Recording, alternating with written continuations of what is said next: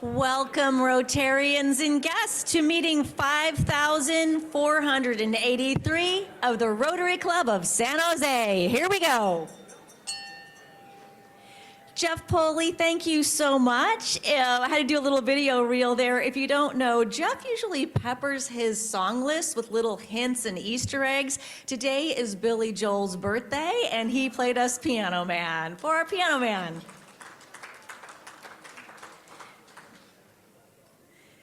Today I want to thank the greeting line Los Amigos, your committee. Hi, Los Amigos. Great.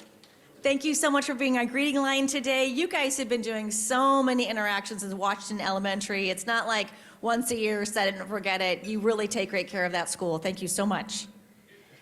Guest introductions. Today I've got Jennifer Van Avery and Ramses Madu on Red Badgers with microphones. Please reintroduce yourself. Tell us who your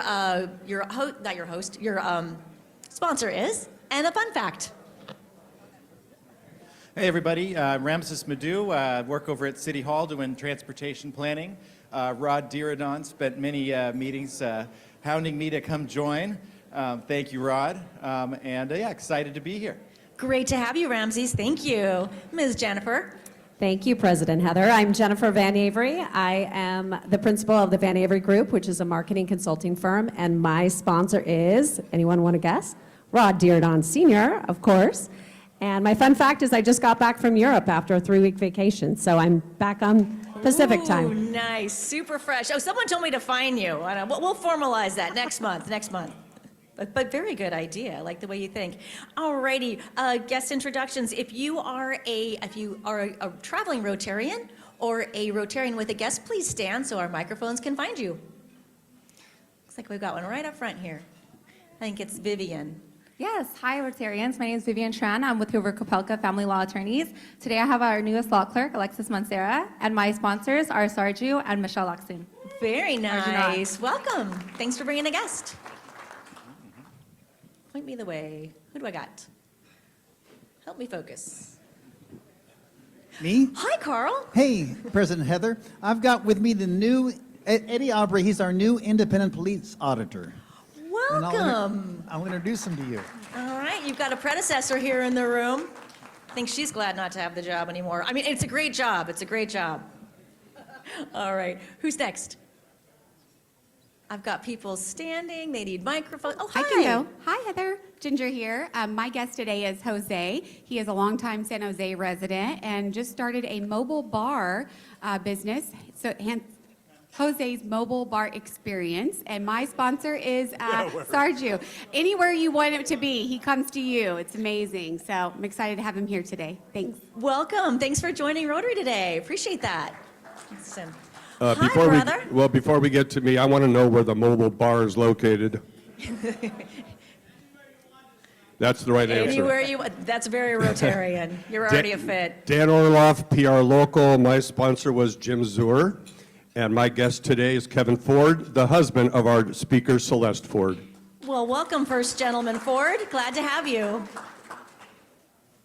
Madam President. Hello. I'm Al Moore. I'd like to introduce my wife this evening, Joanne. Joanne, thanks for joining us today. Thank you. I think. Oh. Hi, Heather. Barry Christina, so good to see you. Barry Christina. Long-time Rotarian, but I've been gone for a while, so Yay. Great to be back. I want to introduce my wife, Eliza. Hi, Eliza. This is a great little group you got. Gary, nice table today. Thank you. Is this on? Yeah. President Heather, Gary Giannini. I'd like to introduce my wife, Sue, and my sponsor are these two idiots sitting right at the table with me. Clowns to the left of you, jokers to the right. What does that say about you? Hello, Papa Rod. I'm very proud to introduce to you, Madam Chairperson, the Vice Mayor of the City of Santa Clara, Associate Dean of the College of Engineering at Santa Clara University, Kelly Cox. Go Broncos. Welcome, Kelly. How are we doing? We out? All right, nice guest today. Okay, well, next up we've got international service with Kathleen Thomas. She's going to get her steps in.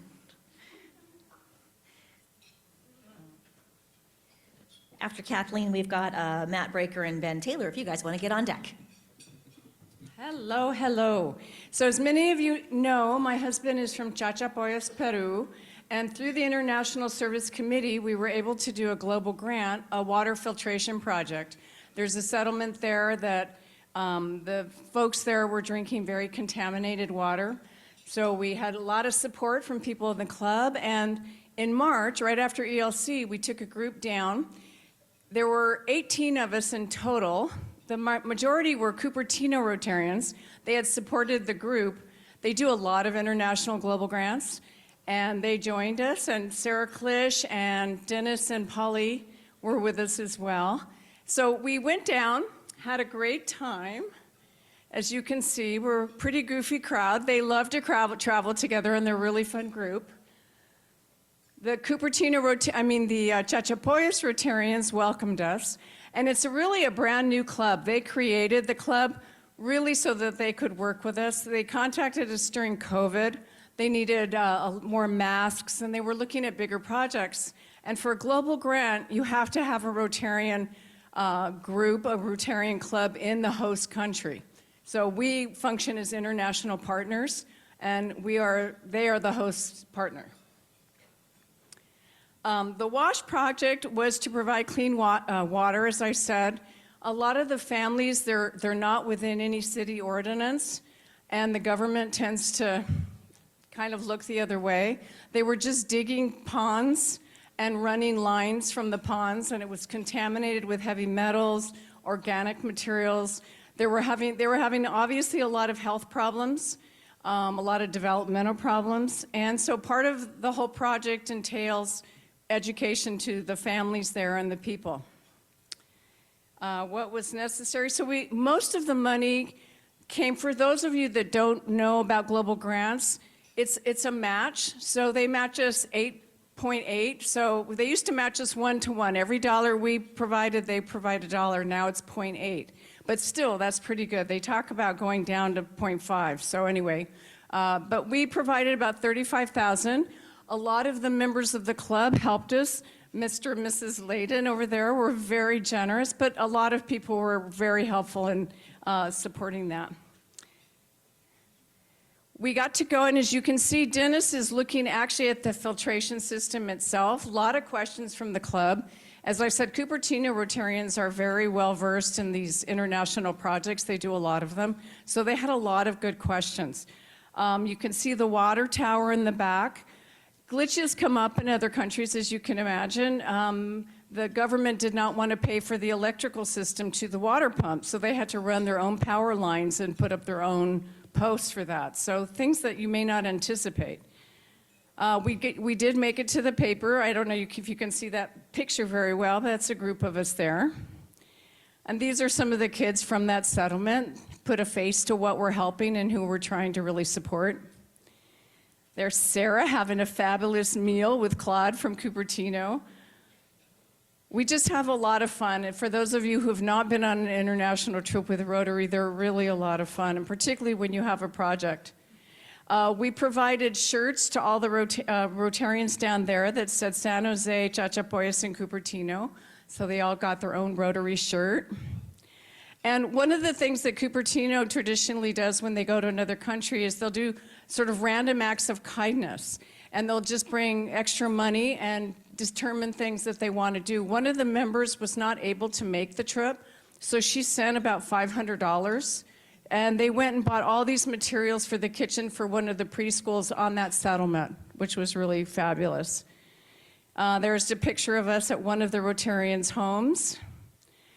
I just want to thank all the people. Certainly the financial support that we received was tremendous, and just want to thank all of you that provided emotional support, and glad to be home. I like having toilet paper in the bathrooms.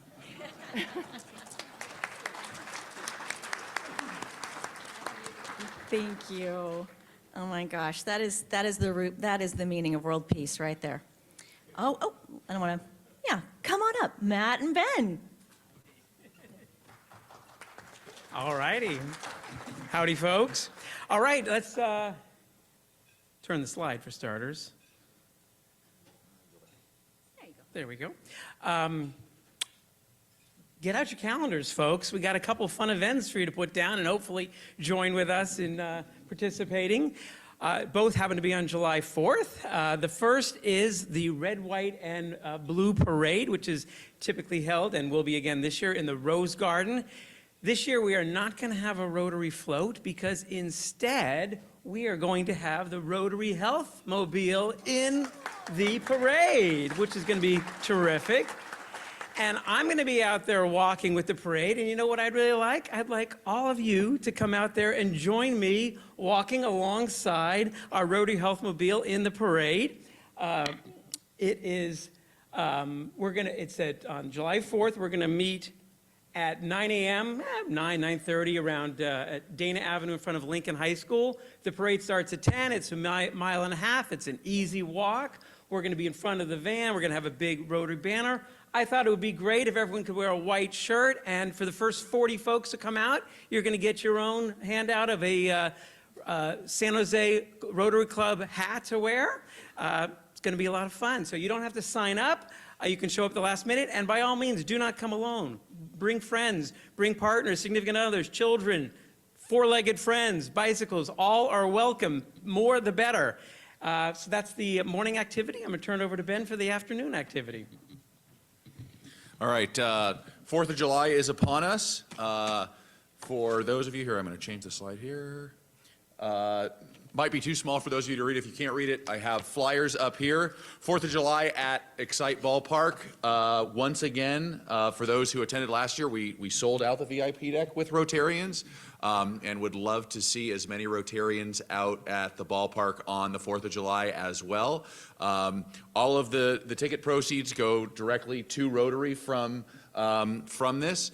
And it is the largest fireworks show in San Jose. For those of you who have been out to a San Jose Giants game, this 4th of July fireworks show is 15 times the size of a regular Friday night fireworks show. So 4th of July, first pitch is at 6:30, fireworks show probably around 9:30, but it all depends on how fast the game goes. I cannot tell you right now when the fireworks show is going to go off, even though that will be the question I get most in the week leading up. But yes, mark it down, 4th of July, Excite Ballpark. Get Rotary out here, and yeah, President-elect Breaker will be throwing out the ceremonial first pitch, so you're going to want to come out for that too. Fantastic. I highly recommend Jason Stein as a personal coach for that. Pause to consider. Come on up and tell us some good furry friend news.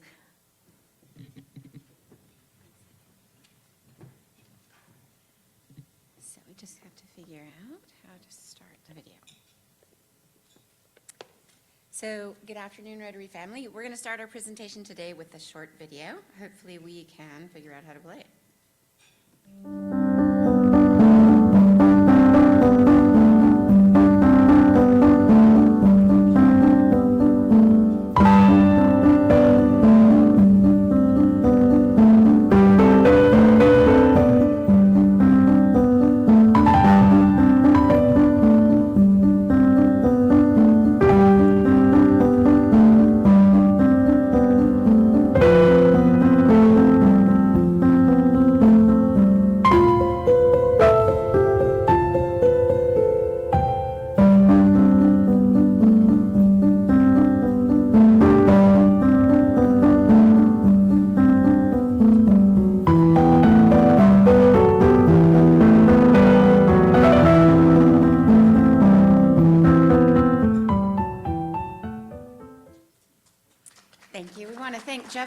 For putting together that video reel for us. Thank you so much, Jeff. And Dagmar and I are excited to give a brief update on just some of the project highlights of our PAWS committee this year. Earlier in the year, we bagged over 400 pounds of dog food for the Humane Society of Silicon Valley's Pet Pantry program. The goal of this program is to make sure that families don't have to give up their pets just because of a temporary setback.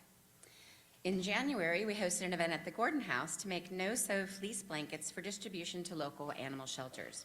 We had participants from the General Rotary family, and we also had a couple of potential new Rotarians, which was super fun to have them join us.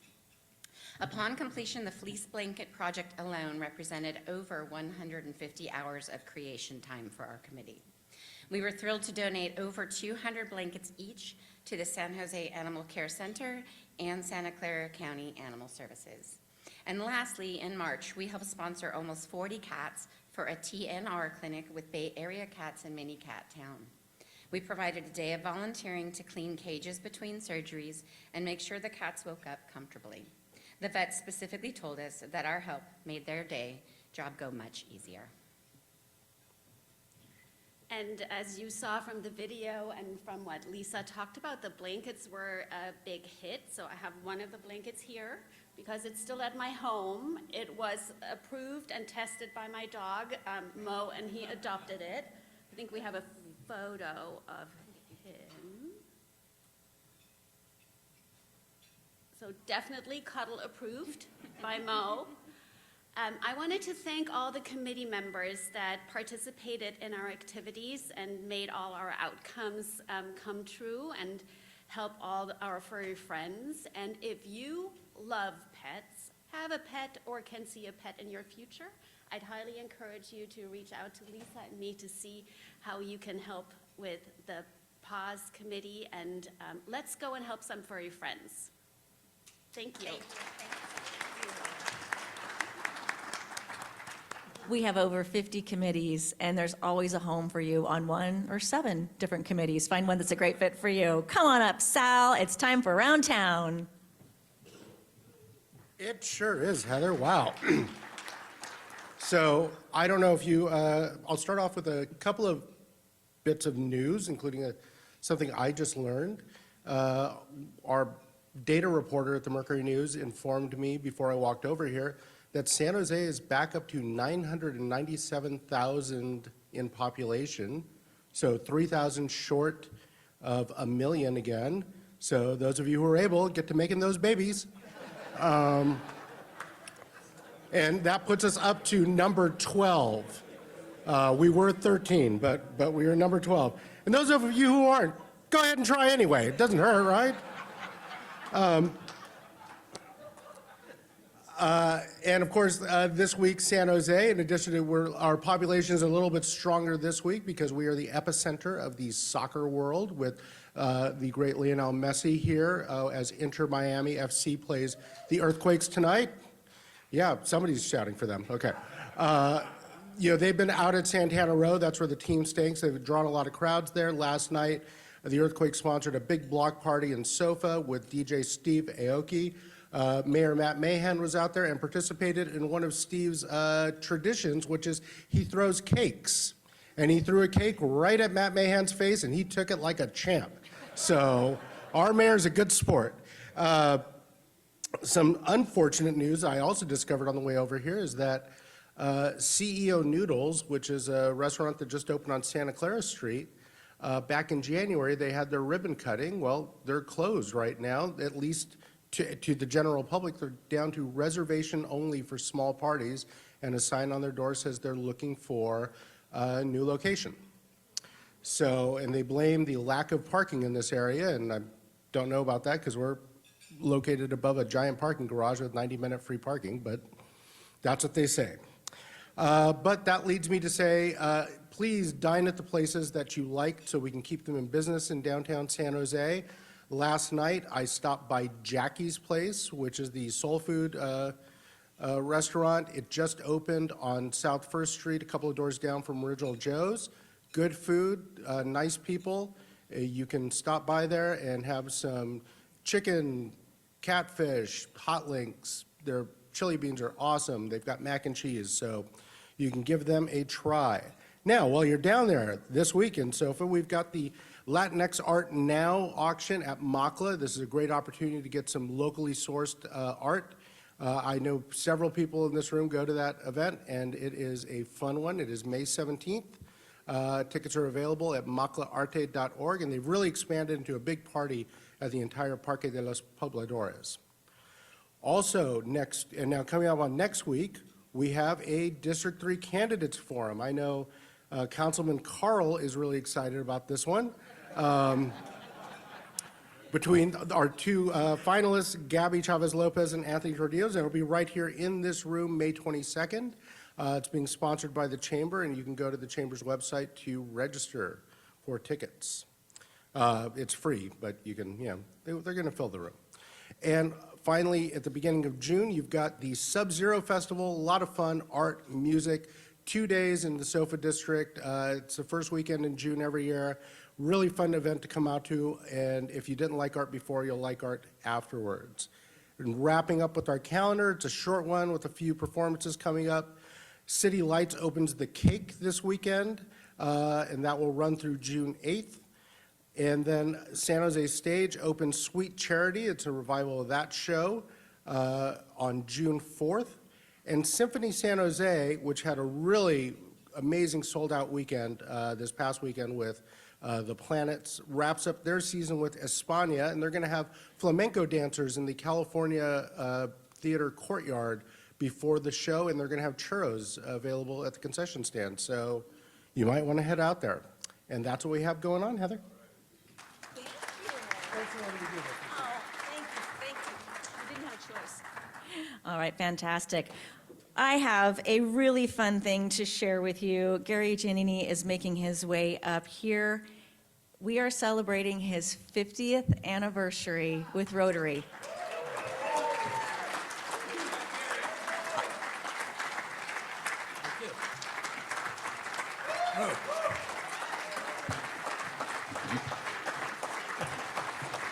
Yeah, thank you, thank you. I only stand for the Pope, so I'm happy you guys are still. I just want to say that 50 years ago today, I did join this Rotary Club, and my two sponsors, Al Moore and Barry Christina, my very good friends, were my sponsors, and they're still around, and so am I. I know this isn't Ring the Bell Day, but President Heather, can you ring the bell for, let's see, 50 times for my 50th? Count along. 2.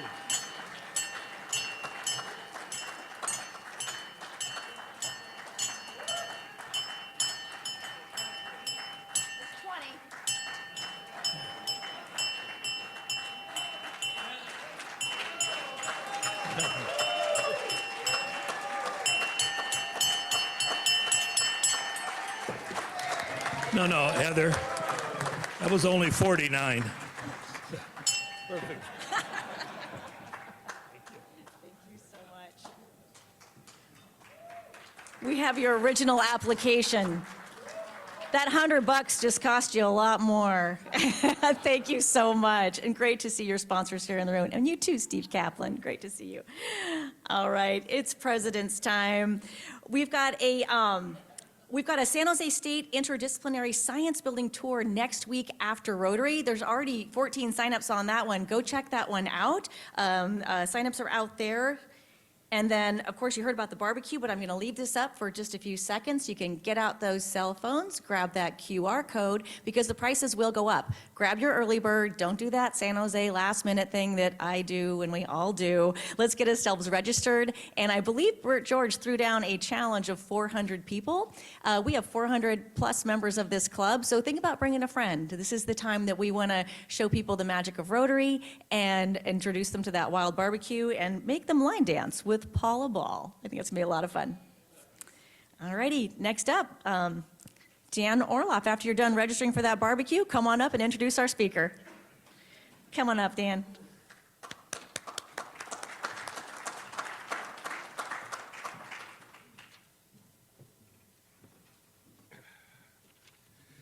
Thank you, President Heather, and good afternoon, everyone. Celeste Ford is someone that I have known for over 30 years, first as a client and someone deeply connected to an industry that has fascinated me my entire life. She's been at the forefront of some truly exciting ventures, and her work has consistently pushed the boundaries of what's possible in aerospace and technology. Today, she brings us insight into a topic that is both timely and visionary, the investment needed to fuel the next frontier. Celeste is the founder and general partner of Stellar Ventures, a venture capital firm investing in the next generation of space technology companies. Her career is a testament to innovation, leadership, and a deep commitment to advancing that next frontier. Please join me in welcoming Celeste Ford.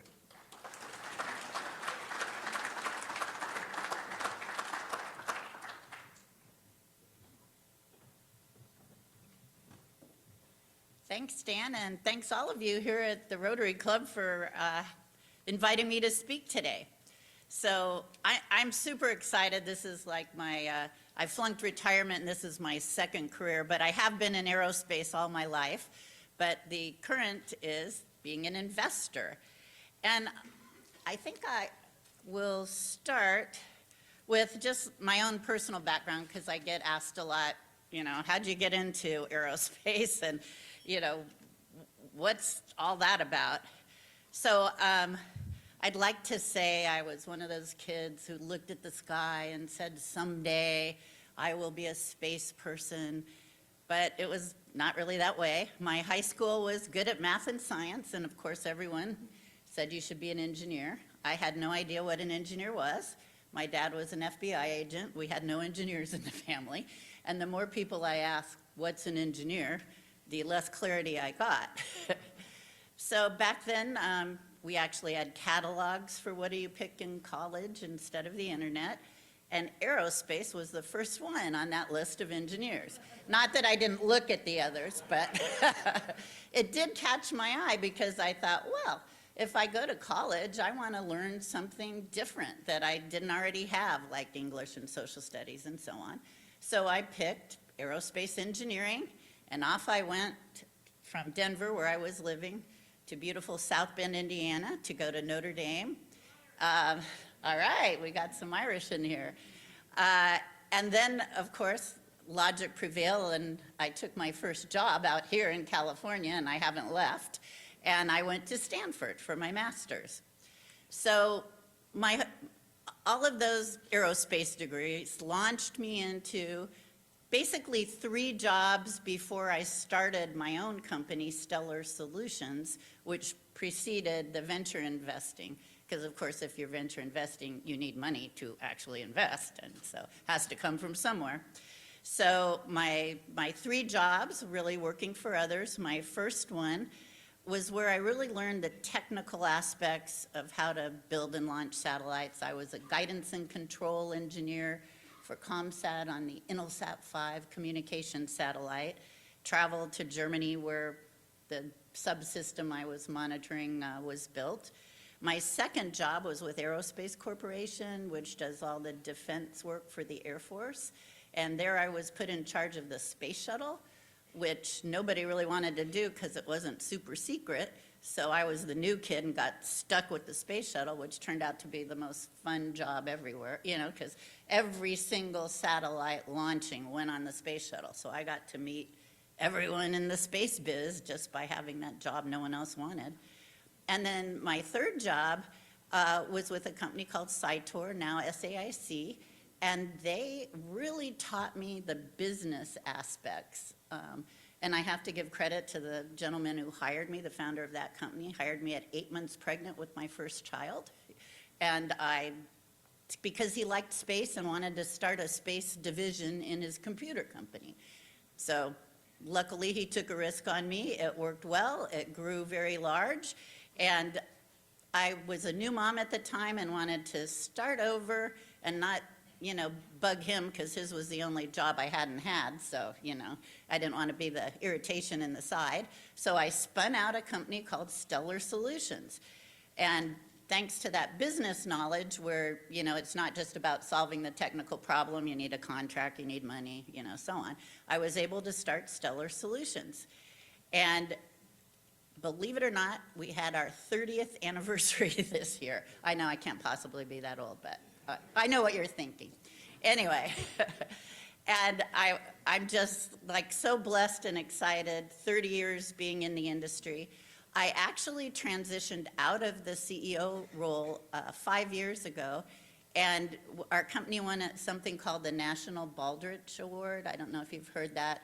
And I figured I didn't want to be one of those quarterbacks who stayed too long, like, okay, you won the award, when's she gonna leave? Obviously you've got a business that can keep going without you.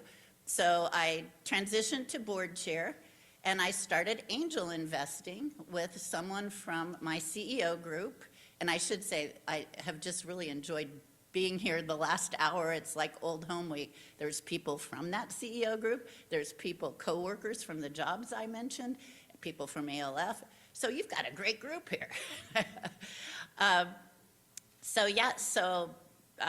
Started Stellar Solutions, transitioned to board chair, and started angel investing with this friend from my CEO group.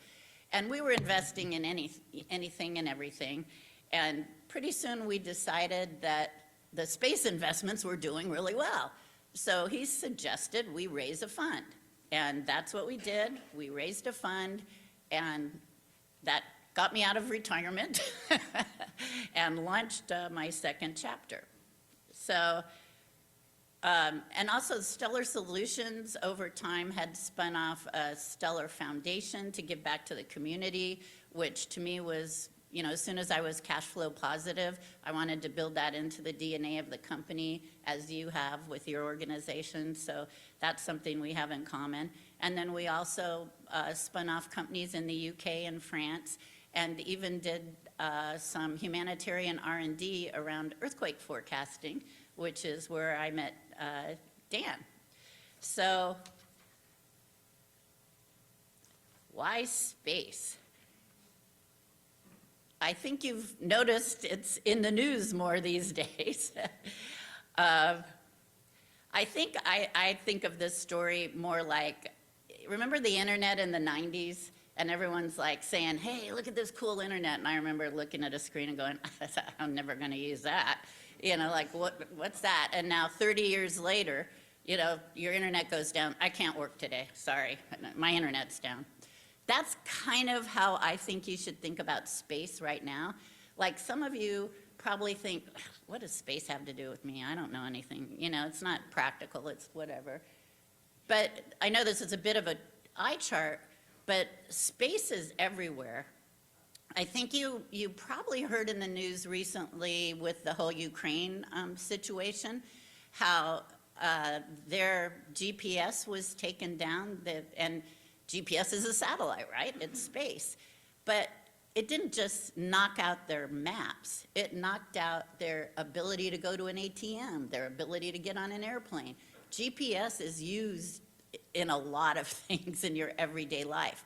Energy, you know, so when you lose a satellite, you've lost a lot of things that you may not know are related to space. So you can see on here space, and in space investing, there's several areas. There's the infrastructure that gets it all going, the satellites, the ground stations, the rockets, and then there's all the operations, mission control, data centers, cybersecurity, and then all the business applications.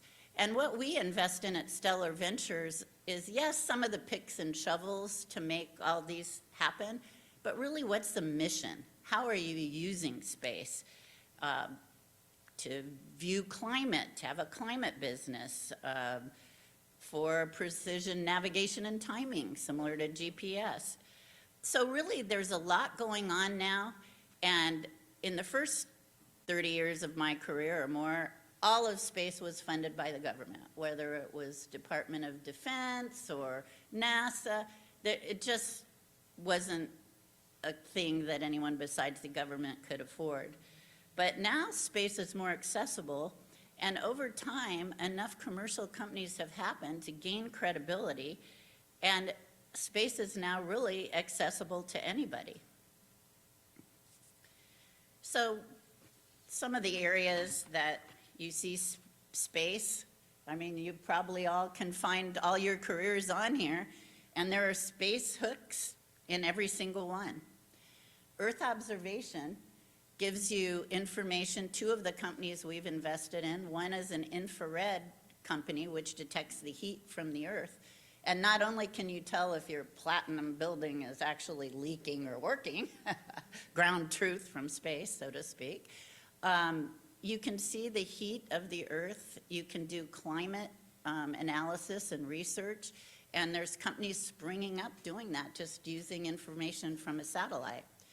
Another company we invested in, Esper, they're in Australia, and it's a hyperspectral satellite, and they can detect minerals. So you hear about all these shortages of minerals. Well, that can be detected from space, and it sure beats dragging magnetometers along the ground of the deserts of Australia. Satellites are used, the infrared, also for fire monitoring and positioning of resources for that. A whole area that's new in this world of space is satellite manufacturing. So people are taking basically manufacturing to space. We've invested in a company called Space Forge, and they're actually doing chips on orbit, because a lot of what you make without gravity, you can bring down to the Earth and then be able to do it better without the loss of the substrates that you get with gravity. Other people are going up and manufacturing pharmaceuticals. Again, there's a lot you can do with zero gravity that accelerates what you can bring down to Earth. I mentioned GPS, that's a good one, the medicines, forest monitoring. The biggie that I think you probably all have seen or probably use is telecom. We're talking about space disrupting a multi-trillion dollar industry as we speak. How many have heard of Starlink? Anyone know about that? How many have Starlink? Well, yeah, early adopters. Anyway, all of a sudden, you can access communications anywhere on the Earth from these Starlink satellites. And what you have, which to me is hysterical, you have these big companies like AT&T and Verizon running to partner with little space startups that have satellites running around in low Earth orbit so that they can compete with Starlink, because their days are numbered. Cell towers are numbered, cables are numbered. They got to keep up with Starlink, and all of a sudden, these big companies are partnering with startups, some of which we've invested in. So the space market is accelerating and maturing. Our first fund was 2022, so I've only been at this 3 years, and it's massive how much has already changed. 30 years ago, as I mentioned, what it cost to build a satellite was in the hundreds of millions, and that was for the cheap commercial ones, and probably a billion maybe for the larger government programs. And the cost of launch was outrageous. It was a barrier to entry. But now we're talking to companies that build a satellite and launch and are on orbit for less than $5 million. Yeah. And, you know, we really have SpaceX to thank for that. They brought the cost of launch down so that it's reachable, and it's still going down, and other people are entering that marketplace. And then there's a lot of people building satellite buses, if you will, to put whatever payload. If you're a health person, you put your thing on, and you're a telecom. And so you can get the bus and the rocket for dirt cheap, so you can focus on your mission. So the barriers to entry have gone down. $9 billion private dollars went into space just last year. That's on top of the hundreds of billions that the government puts into space. And the thing that I find the most promising, that I've seen more and more of in this last, say, couple years, is the government being interested in partnering with the startups and using them on programs of record to either reduce cost or increase the speed and the timelines in which things can be accomplished. So you can see what's happened just in the last year. More satellites, more launches, and those all result in more businesses that are space-based that, again, you might not even know. So we've talked about a lot of this. Some of the items here, I've mentioned the lower costs, but rideshare is another new topic. There's a company here in San Francisco called Loft, and you can plug and play multiple sat, kind of like a condo sat. You come take a ride up, and There's several people on there, and they all do their own things. So rideshare is happening on orbit, but it's also happening on launch. I recall the SpaceX people saying years ago, ugh, we're never gonna, there's not a market for small stuff. We're just gonna stick with the big stuff. Well, guess what? They're launching a lot of small stuff because you can fit, many things. In fact, like incredibly interesting, this June, we have 4 portfolio companies all launching on SpaceX Transporter 14 from Vandenberg. So, of course, Kevin and I are going to go down there and see that launch, because in my career, I was always in the payload MCC, and I never got to see anything blast off, so I'm really looking forward to that. But the 4 companies that are launching, one is the Exploration Company, which is a French company that is building, similar to the Dragon, a capsule that takes humans to space stations and beyond. And really, it's an answer for the rest of the world to not have only one single source for going to outer space in SpaceX. So this gives another, redundancy, if you will, as a globe for being the global explorers that we are. Another one's called EcoAtoms. Her company is actually a passenger inside this capsule with pharmaceutical research on it. Another one is Space Forge, which I mentioned. They're going up the chip manufacturing. This one won't be doing the chips. They're just proving that it works and that they can come down. And what was the 4th? Oh, Zona Space. That is commercial GPS. So the government has their GPS, but now there's a lot of commercial GPS requirements because resilience is a big deal.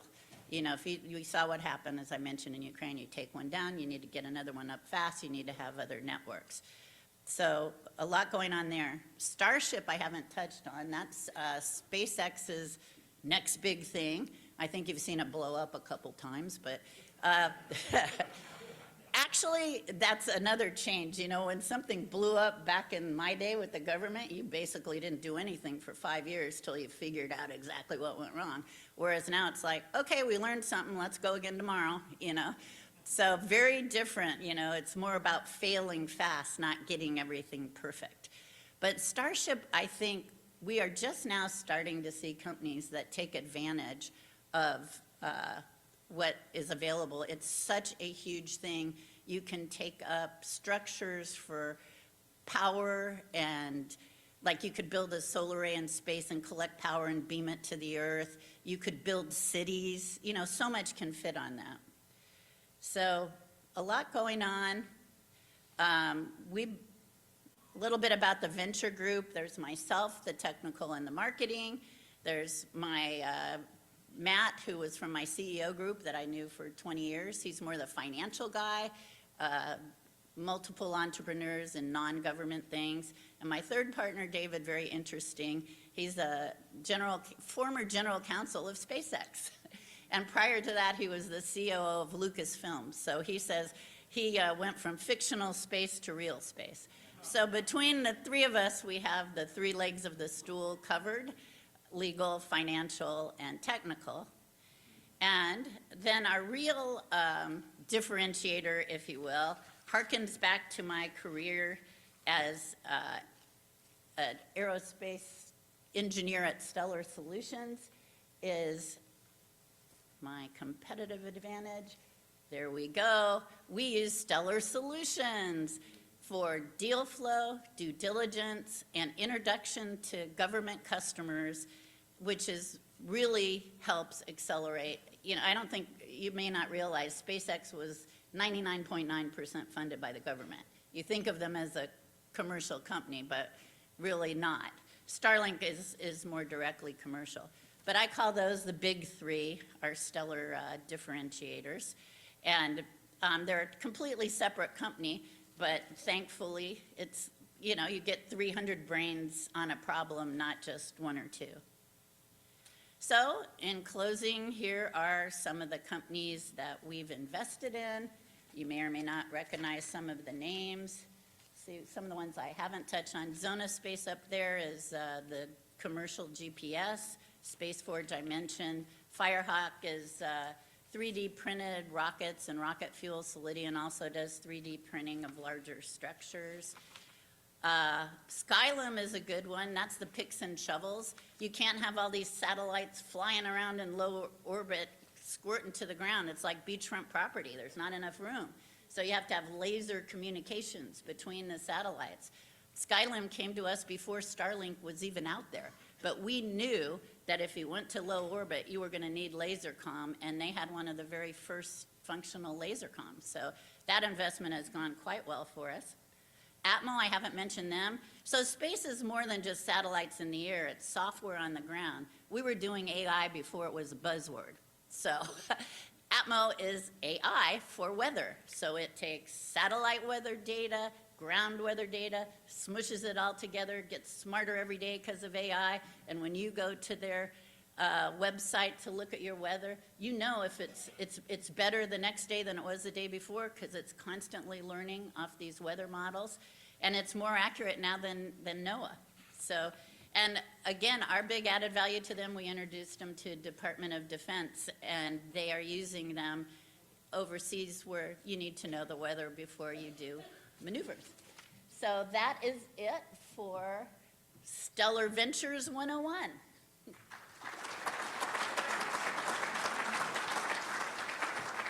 Thank you for sharing your expertise with us. We've got time for Q&A. We've already got people standing up, and I believe we have one red badge microphone switch out. Jennifer, I think Nick's first. Nick Adams. Hello, good afternoon. Thank you very much for being with us today, Celeste. A couple questions. First, how many portcos are typically in each of your funds? And then of your current fund, which portco are you really most excited about, if you can give us a peek behind the curtain on that, and why? Like, what's their unique opportunity for that one? So I hesitate to put things in buckets because, you know, there's telecom and there's medical, and you can't really compare. I would say telecom is still going to be the next big disruptor. You're just hearing now about satellites going directly to your phone. That's not here yet, but that's the next big thing. So things that enable that certainly is a category. The other category is your ability to change orbit and go, you know, we've created Space Force, right? Because there are known threats and known activities that are not good. So you want to be able to get up there and get out of the way and do things. That's not our normal. We usually just go up and go around in circles. So that's another whole area. So those are the areas in the first fund. These are them. There's 25, or those were them. There's 25.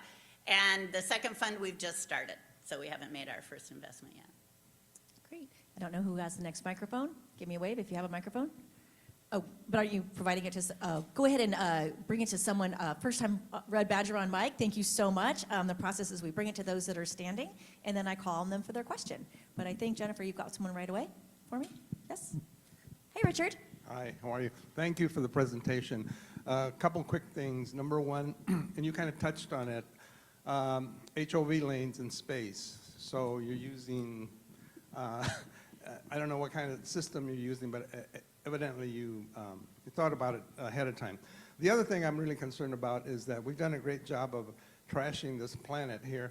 Now, what's going on in outer space as far as controlling that? That's a great question and a hot topic. I was actually recently on a task force on the Council of Foreign Relations to do with space security, and one of the big deals is you can fit a lot of satellites in these low Earth orbit. You've heard, you know, Starlink's 3,000 going on 6,000, and there's, you know, several people doing equally large. And there is no global air traffic control for satellites. There is a global frequency allocation so that you're not interfering radio wave-wise with your neighbors, but there isn't air traffic control per se. And there's a couple ways that people are starting to discuss doing that. There have been some near misses, but, and there's a whole industry springing around tracking them, and, you know, not that we haven't done that forever in the government, but now it's up the ante. So that is a hot topic in work. There's not going to be anything falling on your head anytime soon, so don't worry about that. And the good news also is the lower the orbit, you deorbit and you burn up. So, you know, garbage takes care of itself, but there are now regulations about you need to make sure your satellite deorbits for 5 years or, you know, things like that, just to ensure no garbage in space remains sitting there, adding to the problem. That's great. I think it's Dave Cohen or maybe Lam Nguyen. I'm not, you going for it, I Lam? think that's me, yeah, sure. So mine is kind of on the initial part of the topic you were talking about, which is the potential for manufacturing in orbit and removing the limitation of gravity as being one of the constricting factors. Math being what it is, though, with escape velocities and fuel to payload ratios, at what point will the cost of fuel be economical enough to be able to send up large enough structures to be able to reasonably produce manufacturing that is both efficient enough to produce a good product as well as cost-effective enough for companies to actually invest? Well, I know for Space Forge, which is focused on semiconductors, you don't need a large manufacturing plant. You go up with the materials for the substrate and you come down, and then on the ground there's ability to clone these. I recently toured at Swansea, Wales. Who knew? It's a big, you know, ship university, but there's studies or how you clone these, and then that will lead to mass production. So you don't really have to build the gazillion up here. You can have them have babies on the ground and go from there. I'm not as familiar with the pharmaceuticals, but I would guess it's the same thing. You develop something, you bring it to the ground, and then you know, turn it into something else. Although you've heard Elon's vision is to die on Mars, and Bezos's vision is to take all our manufacturing up and leave the planet green. So, you know, once Starship gets going, you could probably do the bigger things in orbit, but I haven't seen any pitches to that effect yet, because, you know, that's where it's going. Mark McKenna, he's straight down the middle. So I kind of like to return to Richard's question. We're jumping back and forth, but could you say a little bit more about how you see the regulatory environment for space? You know, because lots of countries, lots of companies are all seeking to do their own activities there. We have some experience in places like Antarctica in terms of shared jurisdiction. What are your thoughts about how space might be regulated, given Well, its there shared is a nature? governing body that's been around forever, and they meet in Geneva, and that is you have to get frequency spectrum allocation before you launch, and you have to get something up in your slot in an amount of time, so you can't just get permission and not use it. So that's been going, it's a strong organization. The groups for how we would handle, say, the air traffic control, there's one that's UN-based, and I can't remember the other one that was proposed, but I'd say it's in that discussion phase.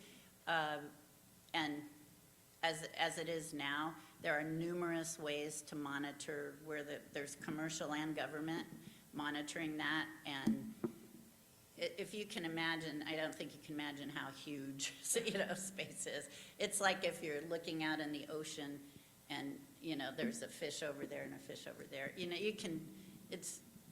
it's a problem that needs to be addressed, and it's being worked on, but there is no equivalent to a global air traffic control. But there is the equivalent of a global interference thing. Dr. Gloria Duffy, she's got a question Howdy. over to the right. Fellow CFR member, thank you for your work there. Back to the question of manufacturing in space. Is there any possible way to create a zero gravity environment artificially on Earth to make that task simpler? There are, I think, you know, right at Ames, there's the famous Vomit Comet. And you go around in parabolas and you have moments of zero gravity, things like that. As far as a permanent zero gravity on Earth, I haven't heard of anything. That doesn't mean there isn't some entrepreneur out there working on it as we speak. But I'm more familiar with the go in an airplane and do these parabolas. Ed Korea. If you'd asked me as a young man in the 70s where we would be today, I would have said we'd be exploring manned explorations to Jupiter and Saturn and It seems that propulsion systems are holding us back. We can't get out there quickly enough. What can you tell us about the propulsion systems that are coming online in the near future? There's not a week that goes by that we don't see a propulsion pitch. There are so many, it makes your eyes water. So there's chemical, there's electric. We've invested in a company called Argos, which is green and water propulsion. There's nuclear that's being worked on. There's a whole gamut. And I think what really has prevented going to space wasn't so much the capabilities of our propulsion, but it was the cost. And so I think the combination of having the propulsion, the kinks out of the science, if you will, and having that price point go down really, makes a difference. But there's constant improvements.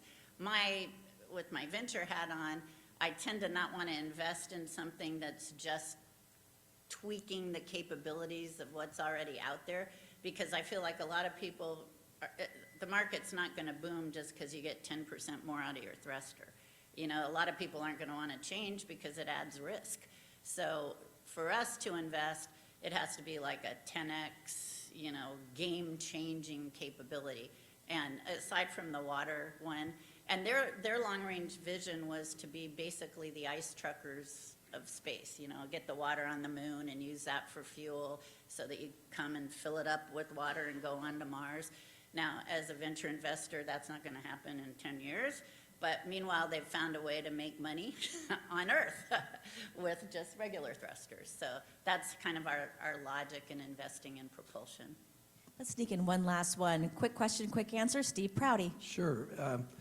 So what's the anticipated return on investment of lunar habitation? I have not invested in that because it violates my make money for my LPs in 10 years rule. But I will have to say, with my Stellar Solutions hat on in the government, they are into lunar, and cislunar is the buzzword, big time.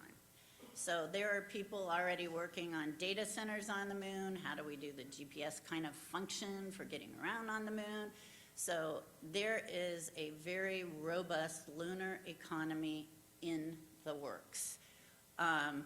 Is it investable now? Maybe fund 4 or 5. Meanwhile, the government, like they always do, and why we love our government so much, is they're jump-starting all this with lots of funding for the really hard stuff. Great, thank you so much. Wait, stick around, we'll do a photo. Each week we do a gift in thank you to our speaker. Come on, don't sneak away. Yes, yeah, we're gonna do a photo. We made a gift in your name to Preservation Action Council of San Jose, who does some incredible restorations of our neon signs and even more. And then I also present an agricultural gift. Thanks, Carl Silker, for helping out in my love of local agriculture, and then we'll get a photo. Thank you. And thank you all for being here.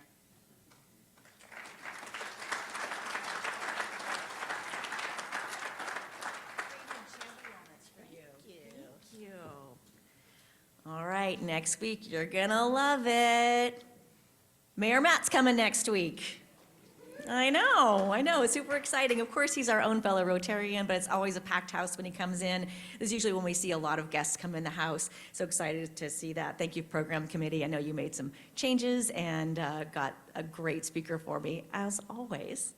Final thoughts.